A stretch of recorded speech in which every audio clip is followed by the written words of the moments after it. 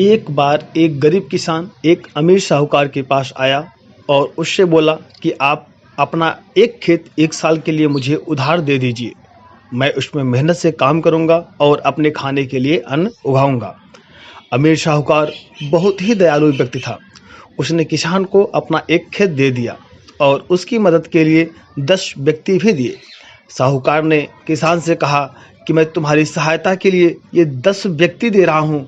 तुम इनकी सहायता लेकर खेती करोगे तो तुम्हें खेती करने में आसानी होगी।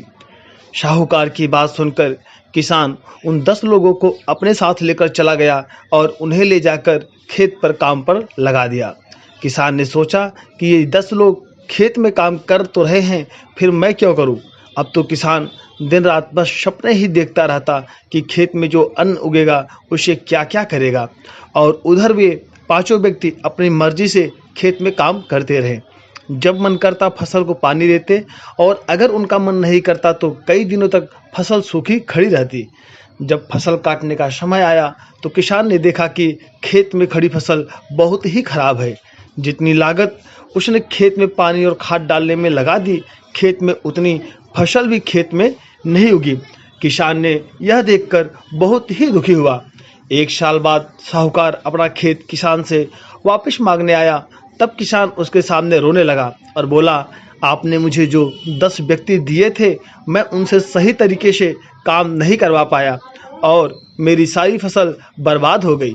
आप मुझे 1 साल का समय और दे दीजिए, मैं इस बार अच्छे से काम करूंगा और आपका खेत आपको लौटा दूंगा।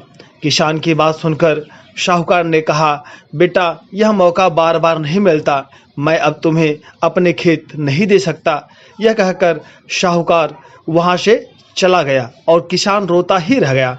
दोस्तों, ध्यान करने की बात यह है कि वह दयालु साहूकार कौन है। वह दयालु साहूकार भगवान है, वह परमपिता परमात्मा है। गरीब किसान हम सभी व्यक्ति हैं।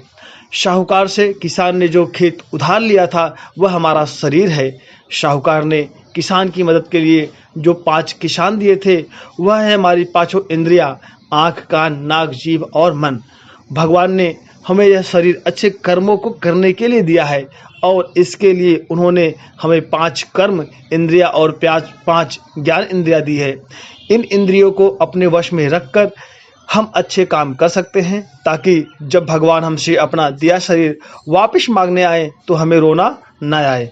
दोस्तों, ऐसा कहा है कि जैसी झांकी भावना वैसे लिखते गीत, नित्य हवन पूजन करे सुखमय जीवन बीत। जय श्री राम। दोस्तों, आशा करता हूँ ये छोटी सी कहानी आपको अच्छी लगेगी। अच्छी लगे तो प्लीज़ चैनल को लाइक, सब्सक्राइब, कमेंट करना ना भूलें दोस्तों।